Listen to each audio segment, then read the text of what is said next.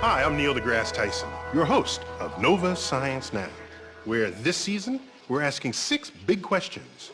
On this episode, can we make it to Mars? We would love to take a walk on the red planet, but can we get there alive? You can go from a perfect day to a very bad day that quickly. There's space rocks way faster than speeding bullets. All of a sudden I look and see the solar panel just instant hole this big. This is why it's so dangerous to send out missions. They can take out a spacecraft. And cosmic rays punching through our brains. I would see a flash, and flash, flash, flash. And our cells. They are a bullet traveling at an enormous speed. Researchers are spinning up some ingenious plans. Don't let the force leave you. To keep astronauts safe. But will they work? And if astronauts do make it to Mars, what will they wear? Humans can't survive without a pressurized suit. Basically, the gas in your lungs would boil. You would be dead very quickly.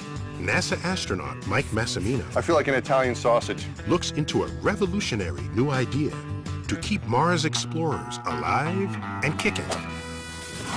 Also, would you eat a piece of meat that's been sitting around for 8 years? I did. This NASA lab is cooking up food for the long journey to Mars.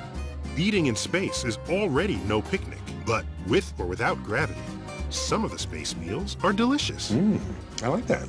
But can they stay tasty all the way to Mars? Now this looks nasty. That is. All that and more on this episode of Nova Science Now.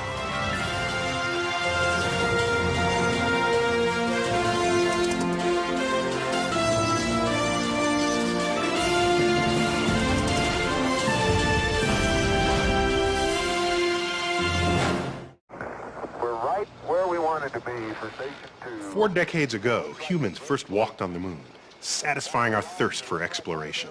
And now, we're setting our sights on another rock out there, Mars. A trip to the red planet would likely cover 500 million miles, about 1,000 times farther than the Apollo missions. A round trip could take 2 or 3 years. And one big challenge is surviving harsh conditions, including some we don't encounter here on Earth.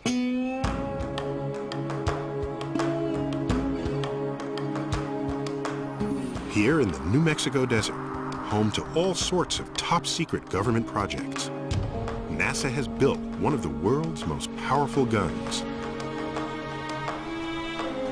Some 60 yards long, it targets spaceships. Though not alien spaceships, our own. The gun simulates cosmic collisions that will threaten astronauts traveling to Mars. So you guys call this a gun, but it looks nothing like a gun. I think of a gun, I think of handguns or rifles. How fast does a rifle bullet go? About 2,000 miles per hour. And what do you pull out of this? 20,000 miles per hour. 20,000 miles an hour. That's fast. The most surprising thing is not the gun's size or power, but its bullets. These itty-bitty things, 20,000 miles an hour. They represent a danger that could end a mission to Mars.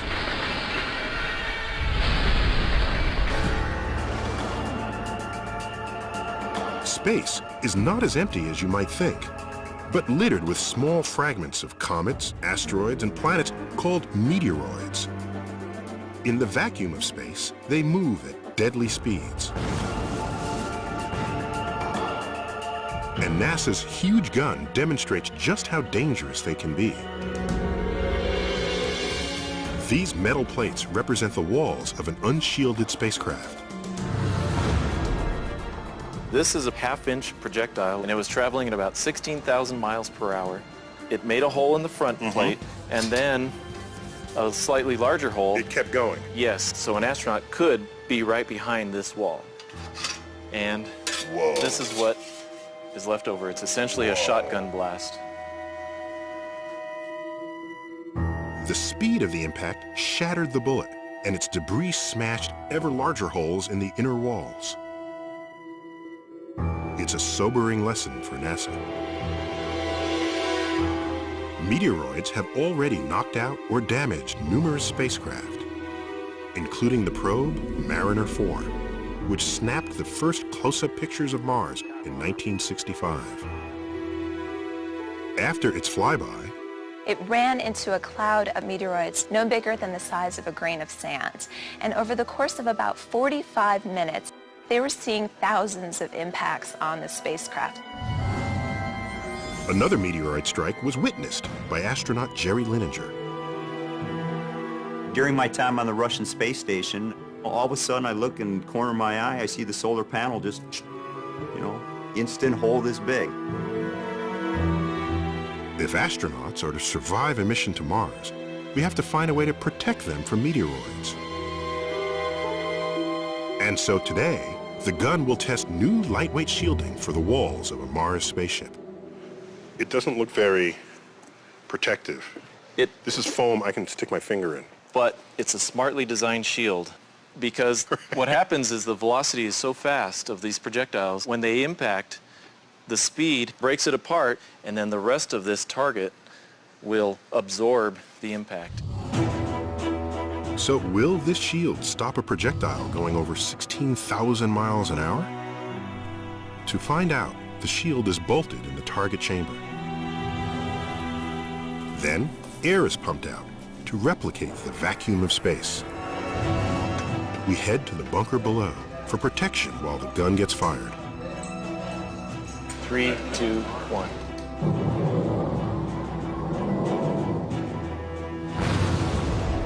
That was cool. And the result? Did the shield stop the bullet? Well, obviously it went through. Yep. But just look at the inner wall. No penetration. Nothing came out the other side. That's right. It worked. The layers of foam, metal, and bulletproof materials pulverize the debris from the impact. So this takes out all the energy of those projectiles. And it stops it. So this is where astronauts would be? They could be cooking breakfast here. Yeah. They're safe from the hazards of space. Well, not really. Meteoroids are only one peril of many. Systems failing, possibility of a fire, possibility of losing electrical power. You can go from a perfect day to a very bad day that quickly. Some threats aren't so obvious. In fact, one of the biggest looks like harmless fun. Many astronauts report that being weightless is what they love most about space. Yay! I would wake up in the morning and fly to breakfast, then I would fly to work. I could fly to the bathroom, and I even flew while I was going to the bathroom. I was Superman every single day. But what feels good may not be so good for you. As Jerry Linenger discovered after spending 5 months in zero gravity on the Russian space station. By the time I got back, I had about a 14% bone loss. Now, that was isolated to hips, lower spine. My strength level was probably 65% of what I went up there with. With no gravitational force to work against, your body not only doesn't need the same amount of muscle and bone, it starts breaking them down. As on Earth, so in space. Use it or lose it. And exercise may not solve the problem. I exercise 2 one-hour periods every day religiously, and my personal experience is that the bone loss seems to just keep going on and on. And yet, there is a solution. Artificial gravity, a force created by spinning. You can see it in the sci-fi classic 2001, A Space Odyssey. And you can experience it right now in this small spinning room at Brandeis University. As I did recently with neurophysiologist Jonna Kaplan. Notice how we talk to each other, but we don't look at each other. Yes, well, I want to look at you, but I feel it's hard. I'm trying to conduct a conversation, but I'm having trouble turning my head. The rotation, you see, is generating a centrifugal force that pushes everything in the room away from its center, towards the wall. It makes me lean pretty oddly, but as far as my body is concerned, Very good. this force is no different from gravity. To move, I have to work against it. Okay, now I gotta turn around. Turn around slowly. And I mean work. Peel. Everything That's is what I'm just this doing. peeling motion. No chance of muscles and bones wasting away around here. It's the centrifugal force which is pushing him backwards, so he feels like he's got to fight so hard to get away from the wall. And he may feel as much as 30% heavier. Always feel the force. May the force be with me. Don't let the force leave you. Now, remember, this room is on Earth. So, spinning or not, our planet's own gravity is always pulling us downward. Meanwhile, the artificial gravity pushes us backwards. The two forces combined make things hang in here at odd angles. And this is also why the room eventually makes some visitors a bit queasy. But if I were free of real gravity, artificial gravity would have me jogging comfortably on the wall, just like they did in 2001. Now, building a spinning spaceship isn't practical, but a small spinning room on board might suffice, giving astronauts an Earth-like exercise space to keep their bones and muscles from wasting away. Though that's not to say Mars explorers will be safe, even remotely, because they'll still have to face the worst space danger of all. A danger astronauts see simply by closing their eyes. I used to sleep upside down, piece of Velcro around me, close my eyes, and then I would see a flash. And flash, flash, flash. You'd get this single point of light and then a big circle around it, right there in your brain. The flashes are caused by cosmic rays, subatomic particles like protons, generated by exploding stars far off in our galaxy. Traveling close to light speed, these high-energy particles will pierce a spaceship and its astronauts, their retinas, their brains.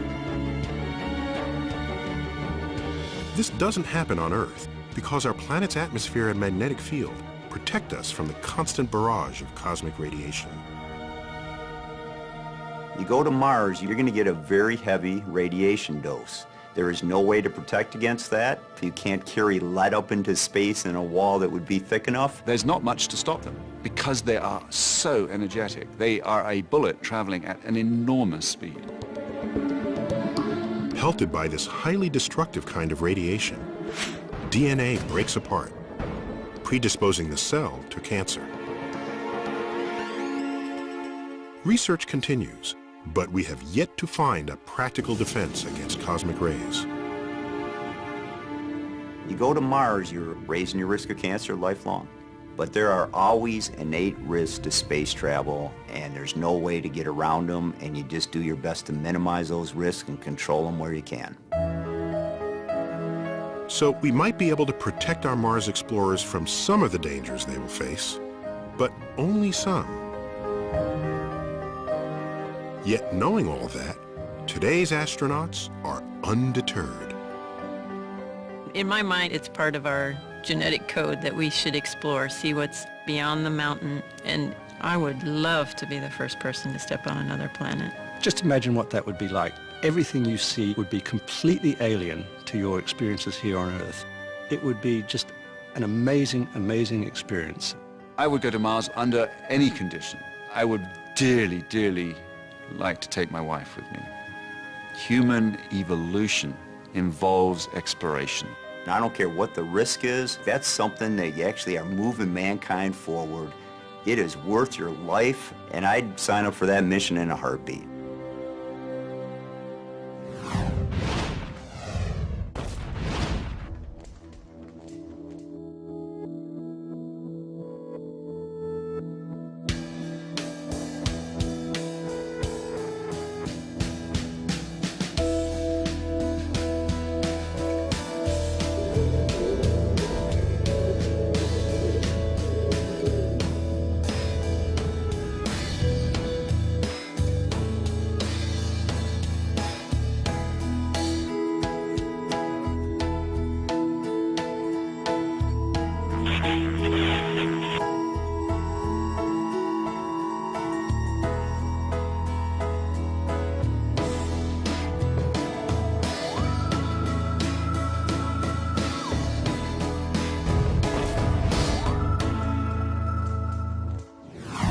One thing obviously lacking in space is air. Now, of course, air is crucial for us to stay alive. Our bodies need a constant supply of oxygen. Here on Earth, air provides something just as essential, but much less obvious: pressure. Consider this: a column of air 1 inch across, stretching from the ground to the top of Earth's atmosphere, weighs about 15 pounds. That's about the same weight as a small dog or a watermelon. We don't feel it, but that weight is constantly pressing against our bodies and within our lungs. Without it, we'd be dead. NASA astronaut Mike Massimino has survived the deadly vacuum of space. We got him to tell us how and what we need to do before humans can safely walk on Mars.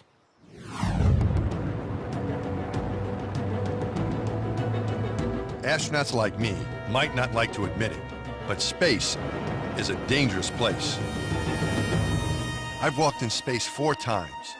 That's me, doing repairs on the Hubble Space Telescope. And every minute I'm out there, I know, the only thing between me and oblivion is my spacesuit. First step, getting dressed for space, is to put on some undergarments. So now I have on my TCU, or thermal comfort undergarment, which is slang for long underwear, and underneath that is my MAG, or the maximum absorbency garment, which is slang for diaper. And that answers the question of how do you go to the restroom if you're locked inside of the spacesuit. At roughly $10 million, today's spacesuit is one of the most expensive garments in the entire solar system. And a lot of that expense goes into creating something you wouldn't expect: air pressure. Because the astronauts have to take their own pressure when they're doing their spacewalk, you can think of the spacesuit as like a big bag of air. So why is air pressure so important? What would happen to our bodies without it? If somebody gets sucked out of the space station without a spacesuit, what would happen? Well, that would be a very bad day. You would not explode. You would just slowly expand, and you'd get to a certain spot and then essentially turn to a goo, a mush, and then sort of vaporize. You would be dead very quickly. Basically, the gas in your lungs and even the solution in your bloodstream would boil. The cells in your body are filled with dissolved gases like oxygen and nitrogen. Without air pressure pushing hard against these cells, all that gas is going to bubble out of solution, just like it does when you open a bottle of soda. We cannot survive, just the human body, in the vacuum of space. We have to have protection from a spacesuit. But how much air pressure does the spacesuit need to keep us alive? Down here on Earth, the 1 atmosphere of air pressure at sea level feels very comfortable. As you rise up in altitude, there are fewer air molecules around you, producing less pressure. At 30,000 feet, the height of Mount Everest, the pressure drops to only 1/3 of an atmosphere. Luckily, as long as there's plenty of oxygen, humans can survive okay in 1/3 atmosphere. And that's the amount of pressure they put into the spacesuit. The whole spacesuit is pumped full of air, like a balloon. But even that causes a major problem. It makes the suit incredibly stiff. You can think of it as like a football. When a football's not inflated, you could bend it a little bit. But when it's pressurized, and you would not be able to bend it. And the spacesuit's not that different. And all that stiffness makes the suit extremely hard to move around in. In space, I use up a lot of my energy just fighting the suit. The stiffness is particularly noticeable in the gloves. The pressure that keeps me alive makes it really difficult to use my hands. If you took a rubber band and wrapped it around your fingers, and if you just open and close maybe 15, 20 times, you'll get a feeling of what makes it so physically demanding. Astronauts have been on the front lines of the battle between mobility and life-saving pressure since the beginning of space travel. By the time Neil Armstrong made that giant leap for mankind, it was clear. Leaping was doable. Walking, not so much. Trust me, I know. These suits aren't made for walking. These boots are made for walking, and that's just what they'll do. If we want to send human explorers to Mars, we're gonna need a new kind of spacesuit. We have to have much more robust suits and capabilities before we can even think about going to Mars. Back down on Earth, at my alma mater, MIT, a former classmate, Dava Newman, has set up a space-age garment district. She's trying to create a new spacesuit specifically designed for Mars. Her biggest challenge? Perfecting a whole new way of producing life-saving pressure. My passion is, astronaut performance. Is there a different way, a better way perhaps, to provide pressure? And the solution? Dava wants to shrink-wrap astronauts and apply the pressure directly to their skin. Hollywood's been shrink-wrapping space-traveling actresses for years, but the goal was purely aesthetic. No one knew if you could build enough pressure into a tight suit to keep an astronaut alive. So Dava does a lot of experimenting. Let's roll up your pant leg. All right. We're going to show you a prototype of mechanical counterpressure, meaning where we apply the pressure directly to your skin. We really want you to have maximum mobility, just like you would in your street clothes. Yeah. So I'm going to put the suit completely on you, like shrink wrap an astronaut. Okay. We need to provide 1/3 of an atmosphere. And we've been working on that for about 10 years. Could we provide enough pressure to keep someone alive? One way to find out is to wrap body parts in super stretchy material to see if you can apply pressure uniformly. Otherwise, it could hurt. I feel like an Italian sausage. That's what I feel like. Wrapping people like sausages is just the beginning. Dava studies human motion, trying to preserve mobility while maintaining pressure. She even tries out her spacesuit ideas on a robot. I'm collecting a lot of data out of the robot because it informs our spacesuit design. But even the tightest girdle-like bodysuit can't provide quite enough pressure to keep a person alive in the vacuum of space. It just isn't tight enough. If we put the astronauts into a compression stocking, that's great, but it still only gets me 2/3 of the way there. How can I get the rest? Looking for inspiration to solve the problem, Dava turns to the animal kingdom. The possibilities are endless. The balletic bat, the slithery snake, or the creature with the highest stature in the animal kingdom, the giraffe? I always wondered, why don't giraffes faint? That's a tall creature. His head's down, eating on the grass, puts his head up to reach the tree, 5 meters. Why doesn't he faint? So what about a giraffe's physiology keeps its blood from rushing out of his head? I actually think giraffes have like an internal G-suit, an instantaneous pressurization. Special muscles in the giraffe's blood vessels constrict to create pressure. That blocks the blood from escaping out of his head. Maybe we can learn from nature biomimicry, and as an engineer, put that into some of our designs. The constricting vessels in the giraffe's upper neck inspired the idea of building additional pressure into the suit with a tight web of super strong red fibers. Now what I'm doing is giving you a bit of structure. Through that structure, I can actually even carry more pressure. So if you just had the complete suit here without the lines, you'd be able to move around in it fine, but you wouldn't get the pressure, the protection you need to work in the vacuum of space. Right. But the red lines need to go in just the right places so they don't inhibit mobility. Though we don't have a complete full pressure suit yet, we're getting there. And Dava's built a slightly looser mock-up. This could be the spacesuit of the future. I can't wait to see what she looks like. She calls it the biosuit. You look like a superhero. I want to be Elastigirl. Yeah, Elastigirl You is look one like of my favorites. Elastigirl. You look like it's just futuristic. Amazingly, a combination of tight, stretchy fabric and a stiff web of fibers looks like it can provide the necessary pressure directly to the skin. Then you see some... But it isn't easy. What is the hardest part of the body to pressurize in this suit? It's definitely the elbows, the joints, and it's the concave areas. The back of the knees, armpits, those areas are really complicated. I volunteered to test drive her suit in space. Unfortunately, the mock-up isn't mission ready. And it only comes in lady sizes. When are you going to be ready for prime time? We would really need a few more years of research, so that's where we're at in terms of the development of the suit. A fully functional biosuit will contain smart wires, so scientists can monitor your vital signs. The hard backplate will support the oxygen tanks needed for breathing. Speaking of breathing, That part of the suit would be pretty much the same as today, with a gas pressurized helmet. But you'll breathe easier. Dave has found you could run around in the biosuit and consume about 50% less oxygen than you would in today's bulky suit. We've proven the technical feasibility. This is possible. We might have this incredibly different way to design spacesuits for the future. I may be too old to go to the Red Planet, but it's almost certain that the astronauts of tomorrow will have a very different wardrobe than the one I've been wearing.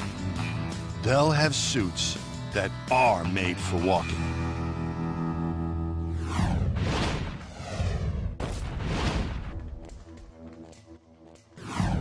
Even after just a few days in the fridge, a lot of food can get pretty unappetizing. Mostly because mold and bacteria begin to take over your food. So imagine eating meals that have been sitting around for 2 to 3 years. That's what the astronauts who go to Mars are going to have to do.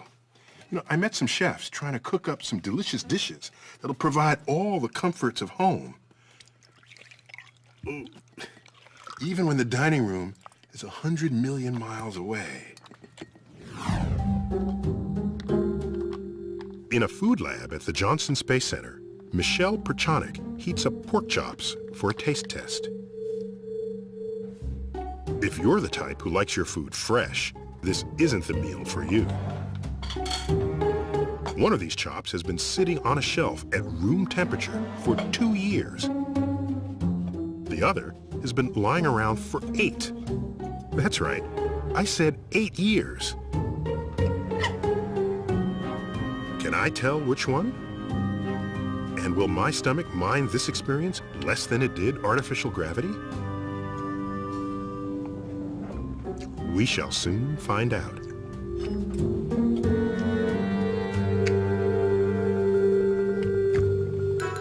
I think this one's older. So in other words, it wasn't obvious to me that one was 8 years old and one was 2. But if I were to guess, I would say this one, because the meat was just a little mushier. And I'm thinking maybe it would break down over time. Actually, that one's the 2-year-old product, and this one's the 8-year-old product. So I was wrong. You were wrong. Michelle heads up a team figuring out how to feed astronauts all the way to Mars and back. The food will have to be nutritious, last for years, taste good, and, of course, behave itself in zero gravity. You see, weightless foods tend to do the darndest things, which limits the menu. Anything that can just float in the air easily is a problem. It's going to get in people's sleeping bag, it's going to get in science experiments, it's going to get in people's eyes. One of the reasons I cut my hair when I was up there was I was worried about people at the dinner table eating, and then a piece of my hair comes by and floats in their mouth. Astronauts cook by adding cold or hot water to freeze-dried foods, or heating food pouches in an electric warmer. A pair of scissors, in space more useful than a fork or spoon, opens the meals, which actually can be pretty good, as I discover courtesy of Vicki Claris, Michelle's colleague. Okay, what's next? Okay, we have one of our thermostabilized entrees, Fiesta chicken. Thermostabilized. Again, it's just preserved. Preserved. Okay. Shelf stable. Preserved is a little more appetizing than thermal stabilized. Put simply, it's a way of killing germs with heat. And I see Cyrillic characters here in Russian. Well, actually, in Russian, it translates as party chicken. Party chicken. Which was a little difficult for our Russian colleagues to understand. And we'll taste this.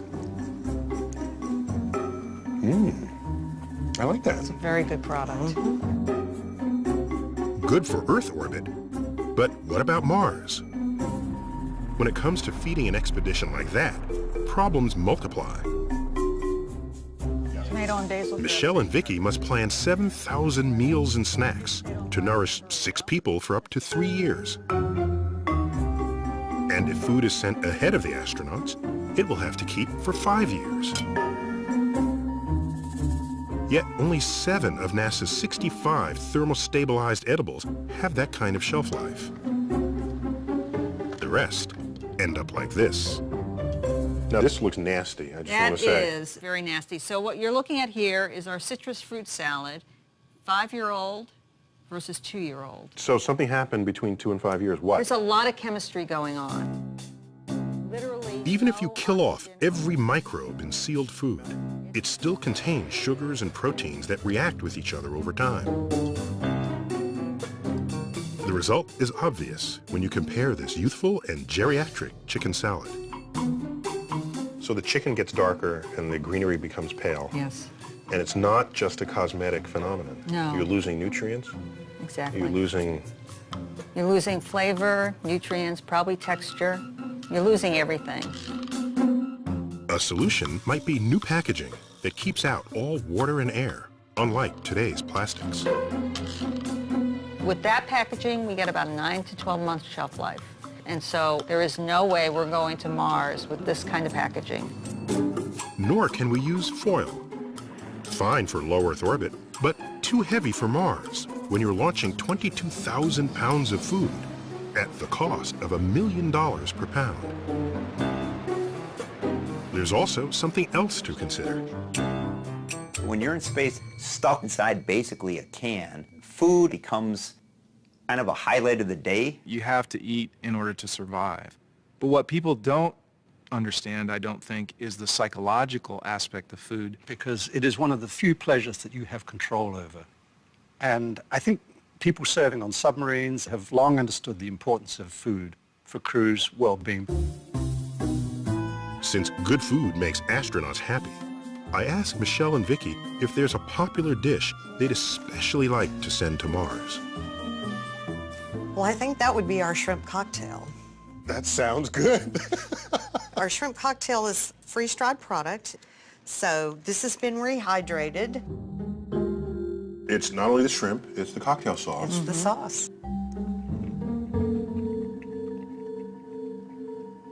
If Earth were 50 million miles away, this would be 5 stars. But on Earth, I've had better shrimp cocktail at the local... I certainly hope so.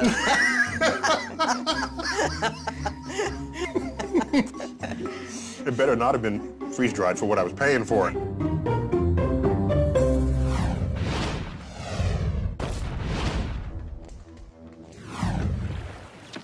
If you have to cross a great distance with no pit stops, the slower you go, the more supplies you're forced to carry.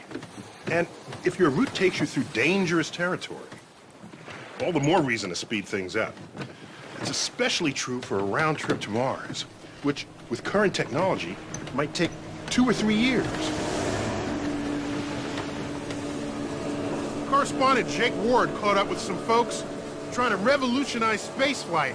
And if their plans work, future spaceships would go so fast, they'd leave our long-distance traveling woes far behind us.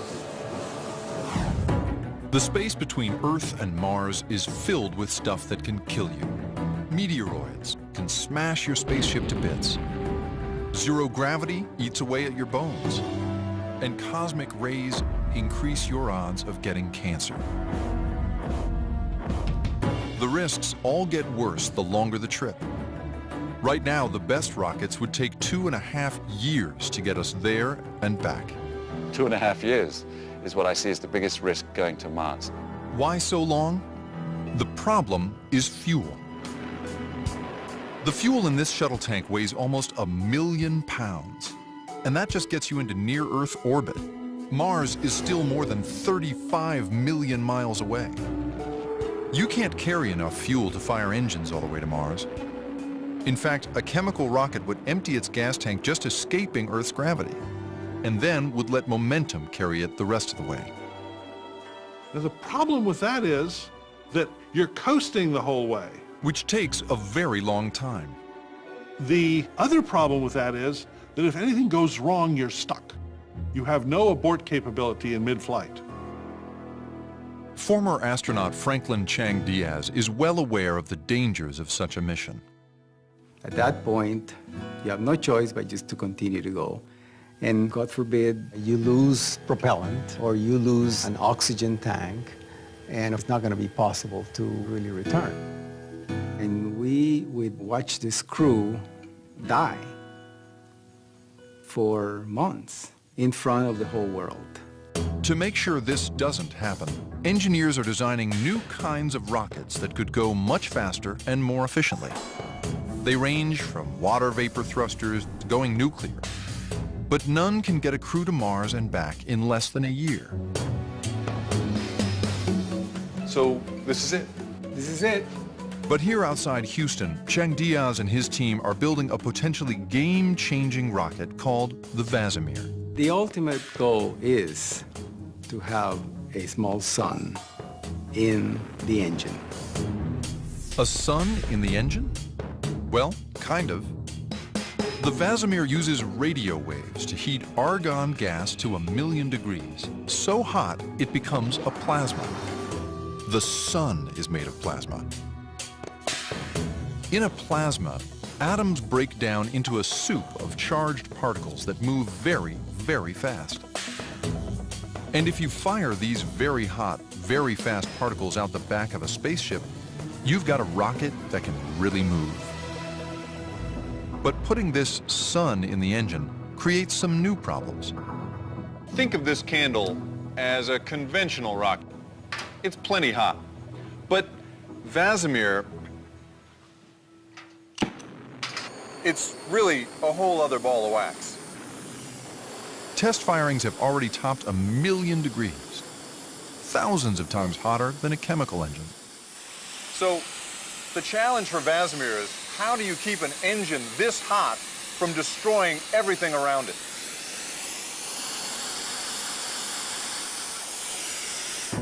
This was 316 stainless, and it was in the way of the plume coming out, and it pretty much, it did a pretty good job. Yeah, I don't know much, but this is broken. I know that much. Holy cow.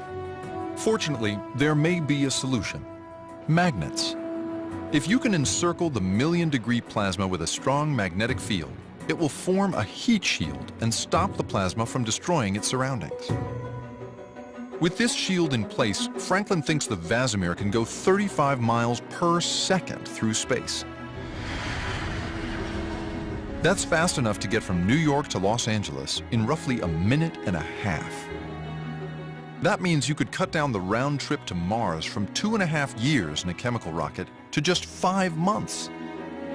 And by getting about 5,000 miles to the gallon, you'd be lugging around a much smaller gas tank. In 2014, they plan to test the Vasimir engine in space for the first time when they attach it to the International Space Station. After that, they hope to get it ready for deep space travel.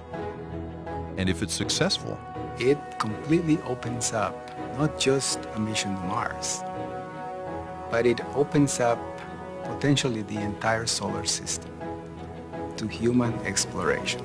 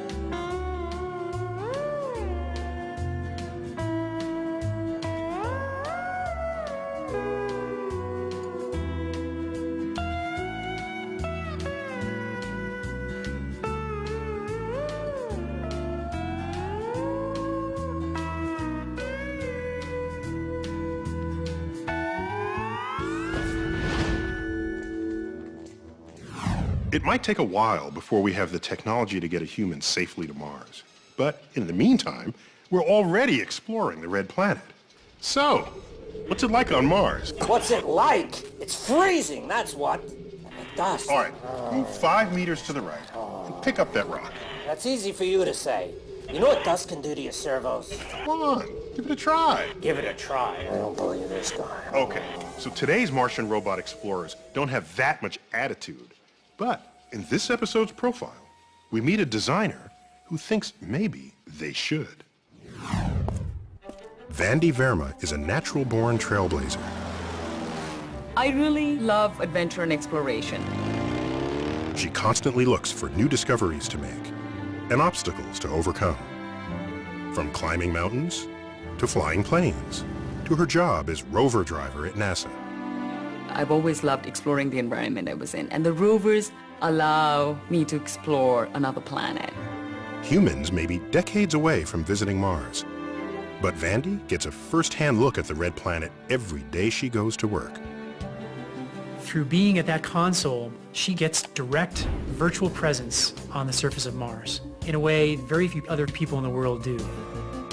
She is one of the people responsible for making sure the rovers, Spirit and Opportunity, make it through each drive safely.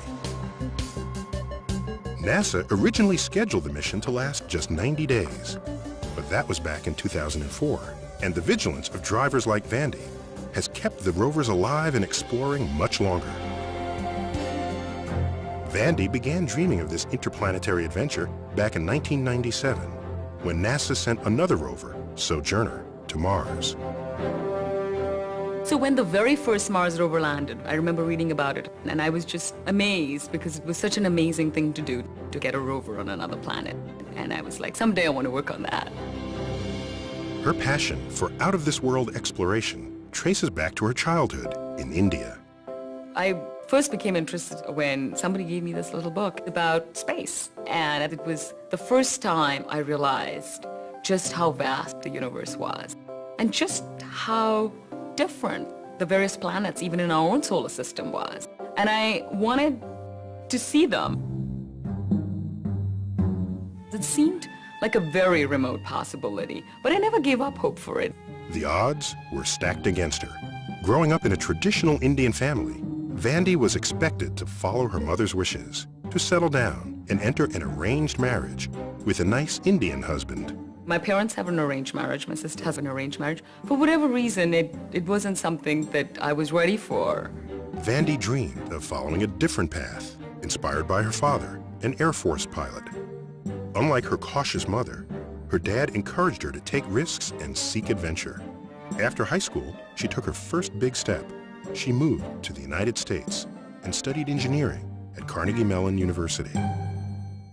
But that didn't stop Vandy's mother from trying to arrange a marriage for her. She would find people in Pittsburgh when I lived there. I was amazed, and they would call me.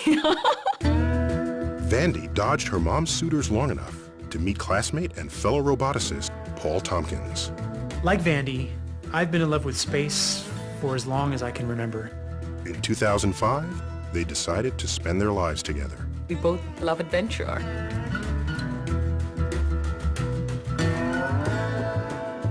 They share a love for taking risks, but not chances.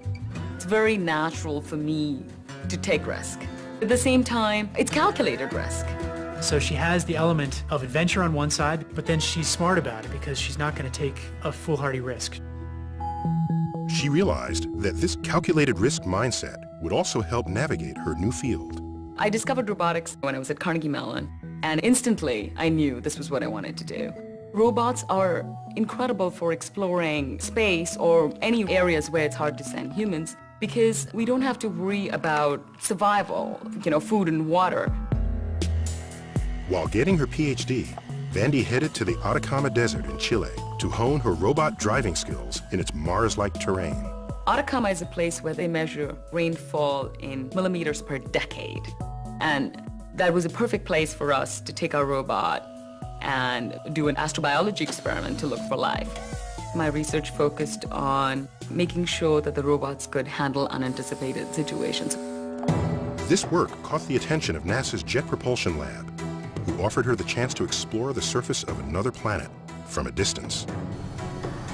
Really, the center of the world when it comes to robotics is at Jet Propulsion Laboratory. So she headed to Pasadena, California to join the Mars rover team and brought her motorcycle with her. Mostly I used it as a commuting bike to get from home to work, but I'd always take the longest path possible and the most swervy. Her means of transport was another way to get a little adventure out of life. As a rover driver, she pushes Spirit and Opportunity to get as much data as possible without breaking them. Safety is the biggest concern, but you can't be so risk-averse that you don't go anywhere. We don't use a remote control to drive them, so we're not driving them in real time. We get the conditions under which the robot is in today. We use those and plan a drive, and then we send it to the rover, and the rover executes it on its own.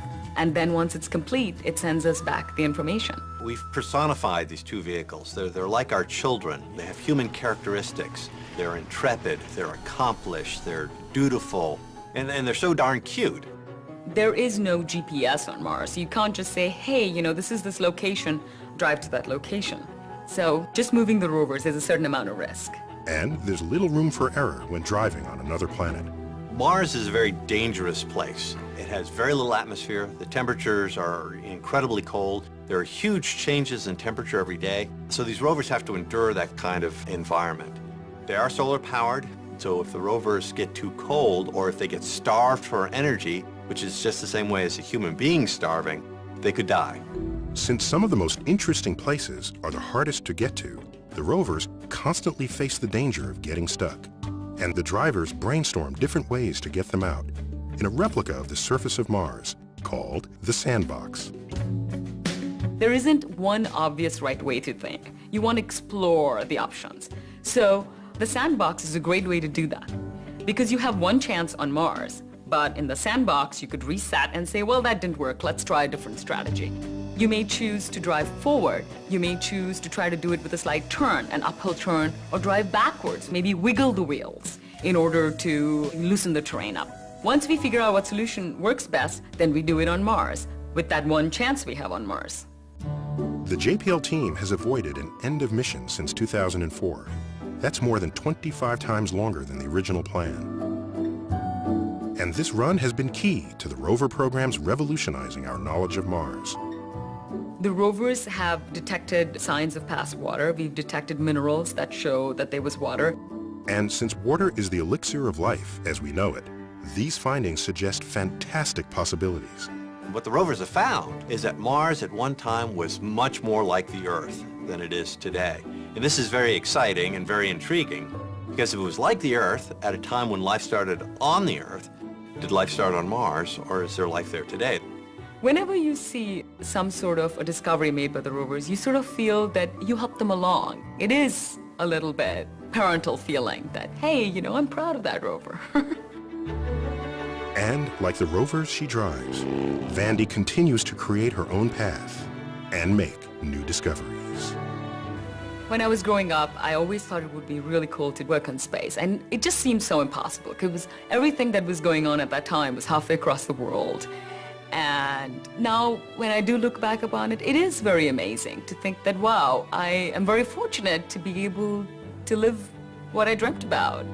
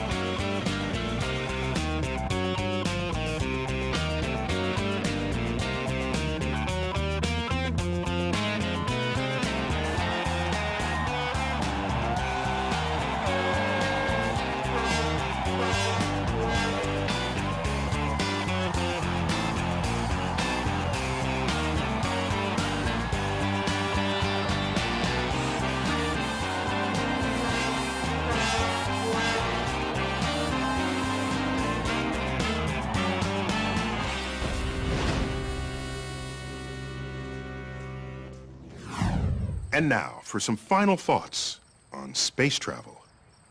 In the early days of the great ocean voyages, the explorers and shipmates were brave or crazy. During their year-long voyages, they risked and often succumbed to scurvy, dehydration, starvation, disease, pestilence, hostile natives, and of course, shipwreck. These were the known challenges. Add some mysterious unknowns like, is Earth's edge just over the horizon? Or do demons lurk there? And you've got a voyage that few, if any of us, would ever take. Yet, some humans embrace these risks, and our species owes them boundless gratitude. With space as the next long voyage frontier, another laundry list of life-threatening challenges await us. Food spoilage, wayward space debris, loss of health in zero-G, psychological effects of isolation, and, once again, shipwreck. Now, consider that in 1950, the risk of asteroid fragments colliding with your spaceship was not only unknown, it was undreamt of. Same holds for the damage that solar flares pose to DNA of spacefarers. Today, these are known unknowns. We know they're out there, and even though we won't always know when they strike, we can, in principle, protect against them. But what's scarier than known unknowns are unknown unknowns. Stuff we haven't thought of yet, but would put an astronaut's health or life at risk, such as, we haven't thought of it yet. That's why we call them unknown unknowns. And that's why, to explorers, today we call them astronauts, the frontier will forever be the home of the brave. And that's the Cosmic Perspective. And now we'd like to hear your perspective on this episode of Nova Science Now. Log on to our website and tell us what you think. You can watch any of these stories again, download additional audio and video, explore interactives, hear from experts, and watch revealing profiles from our web-only series, The Secret Life of Scientists and Engineers. Find it all at pbs.org. That's our show. We'll see you next time.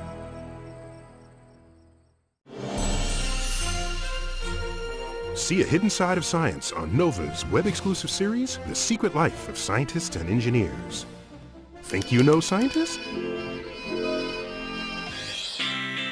Think again.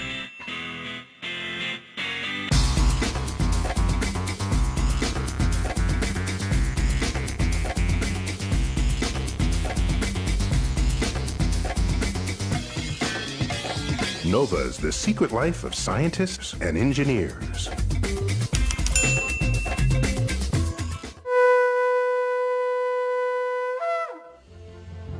This Nova Science Now program is available on DVD at shoppbs.org or call 1-800-PLAY-PBS.